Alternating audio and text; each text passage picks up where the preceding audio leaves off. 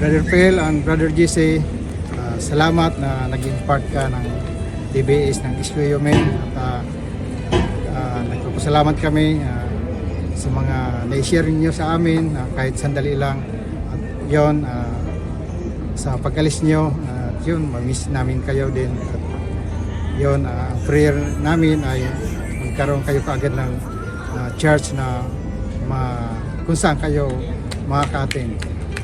Salamat sa buhay niyo. God bless. Brother Phil and Jess, yan, maraming salamat sa inyo sa sa pagsasama-sama natin sa ating DBS, and salamat sa mga testimonies, mga naituro niyo sa amin na siguro sa someday mangyayari din sa amin yon, and alam namin na the Lord is with us, no? And salamat din na nakasama namin kayo na fellowship sa kainan or di ba, sa kulitan, lalo na si Brother Jesse, lagi ko nakakasama yan sa basketball, and yan, and sa tuwa't saya yan. Salamat sa inyong lahat, and salamat sa and masasabi ko lang sa pag alis nyo papuntang US and sa Qatar, ayan, baunin niyo yung blessings ni Lord, baunin niyo yung pagmamahal ni Lord, ayan. And ayan, na-equip na kayo ni Lord, and I know the Lord will use you saan man kayo mapunta. God bless you. Thank you. Brother Jess and Brother Phil, we thank God for your generosity at saka faithfulness sa pag-serve sa Panginoon sa OECC. Sa buhay namin ni Gladys, maraming salamat sa inyong pag-share ng mga blessings nyo. Sometimes, or not just sometimes, maraming beses, Brother Jess and Marjon would say may darating na pagkain. Or pag nagsumasalubong si na Brother Phil sa amin, may pagkain na dala para pagdating namin sa bahay, hindi na kailangan magluto. Yung mga bagay na yan ay ilan sa mga blessings na share nyo sa amin, and as you transfer to another place, US at saka Qatar, I'm sure God will use you to bless others also, and God will bless you sa bagong church na may join kayo, and I pray na you will commit yourselves to ministering to other people as having been equipped dito sa OECC. God bless you. Ang masasabi ko kay Sis Iris ay napaka-approachable niya and caring. So, bakit ko nasabi yon? Nung pinagbubuntis ko si Atara and si Tim, nagpapacheck up ako sa SQU. So, every time na makikita niya ako, tinatanong niya kung anong kailangan, kung nakapagpa-check up na ako. And then, hanggang sa nung nagle-labor ako kay Atara, nakita ko siya, kasama siya ni Ate Weng and ni Ate Fe, na isa sila sa nagbabantay sa akin. Yung naramdaman ko yung encouragement and yung care bilang kasi first time na maging yung mga anak ko first time, so andun din yung takot ko, and hanggang sa pinanganak ko na sila, nagtatanong ako sa kanya ano yung mga gagawin, ano yung mga kailangan kong ibigay sa mga bata, kasi wala pa akong alam, lalo na kay Atara. So, siya yung isa sa tinatawagan ko. So, I feel comfort, and I felt comfort, and andun yung care and yung love bilang isang kapatiran.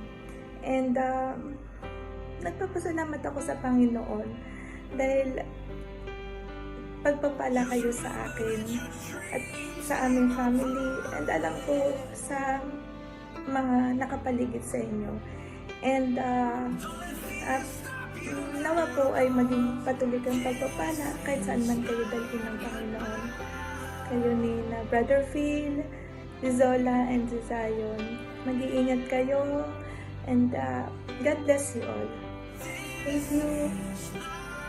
Hi mga inaanak and apos, this is it. ito na yung kasagutan sa mga panalangin natin para sa inyong family. Alam ko na patuloy kayong gagabayan ng Panginoon saan man niya kayo dalahin at patuloy na gagamitin para sa kanyang kapurihan. Diba? God bless! Ingat kayo sa biyahe. Love you all! Hello everyone! Wow, I heard that Falklands family is migrating to Mexico. Masaya ako dahil tinugon ng ating Panginoong Jesus ang desires ng puso niyo. Naway maging favorable sa inyo ang pupuntahan niyo mga anak. Look for a Bible preaching church. Kung dayaan nyo, hindi man na kayo nagpakita sa amin dito sa Pilipinas. Naway din nyo kami makalimutan dito. Naiyak na ako. Let's continue praying for one another, even we're miles apart. Dito lang Ninang Ana, just a messenger away. God be with you and protect you in your new life's journey. Love you all. Bye. Hello, Phil and Iris. We're so glad and blessed to know you for more than a decade. And up to now, we're so blessed na you are going for another chapter of your life. And just pray na makakarinig din kayo rito ng maluwalhati and start a new life for your children too. So take care of yourself and be a blessing to others. See you here and God bless and take care. Sis Iris, Brother Phil, Zola, and Zion. Ito na yung malungkot na moment. Nag-sink in na ba sa inyo na iiwan niyo na ang Oman?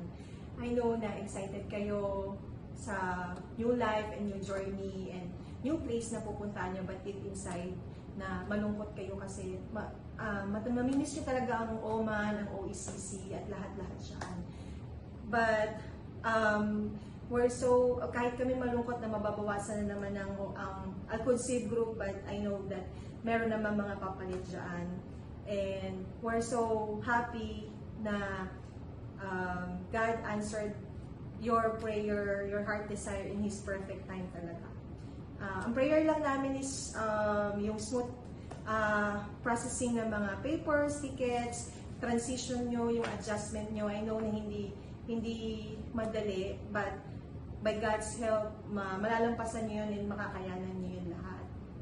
And yun lang. We're excited to see you guys and take care always. Ilang days na lang, magkikita tayo ulit. Excited na kami na makita kayo, saka yung mga bata. Pag kailangan nyo ng tulong, magsabi lang kayo sa amin. Or kung gusto nyong pumasyal dito sa amin, welcome kayo dito sa bahay anytime. Or kami ang pupunta sa inyo. Oo. God bless sa preparation. And safe travel, guys. See you soon. Bye. Hello, Falkland family! Hi bro and sis. Or should we say bye? Because you're going to the USA.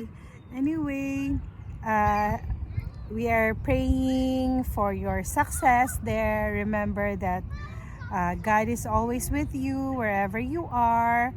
And then don't be discouraged because for the first 3 months there will be struggles and challenges, but remember that God is with you always. Sabi nga sa verse, Bam, ano yun?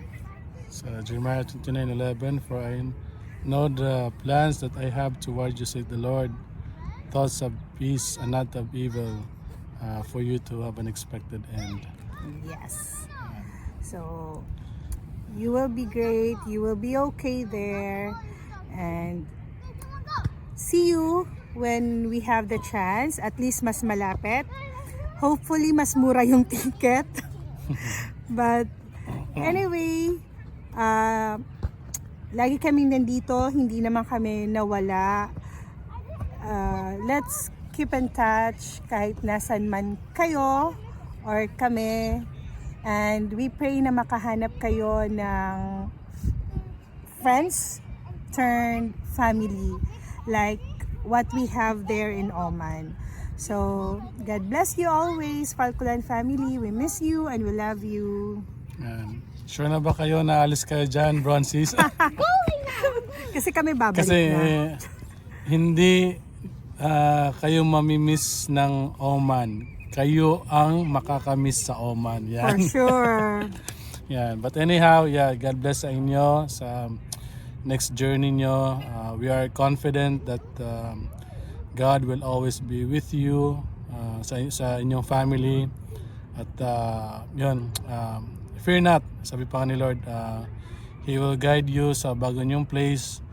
And for sure na makakahanap din kayo ng family to hang on, to cling on, and to trust on sa mga pagsubok na harapin nyo sa place na pupuntahan nyo.